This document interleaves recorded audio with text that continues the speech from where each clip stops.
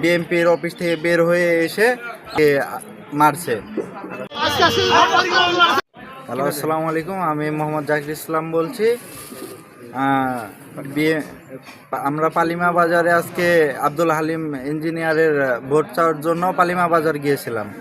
পালিমা বাজার যাওয়ার পরে আমরা ভোট চাইতে দোকানে গেছি। এই টাইমেই কিছু লোক বিএনপির অফিস থেকে, এবং কি আমি ভিডিও করাতে তিনি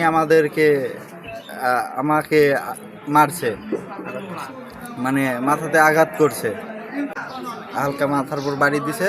আর আমার স্যারের সাথে অনেক বেয়াদবি করছে, সে টানাটানি করছে। তাদের সাথে অনেক লোক ছিল, সে হইলো যে টানাটানি কইরা মনে করেন যে বিভ্রান্তি সৃষ্টি করছে। এটা আমরা অনেক নিন্দা জানাই।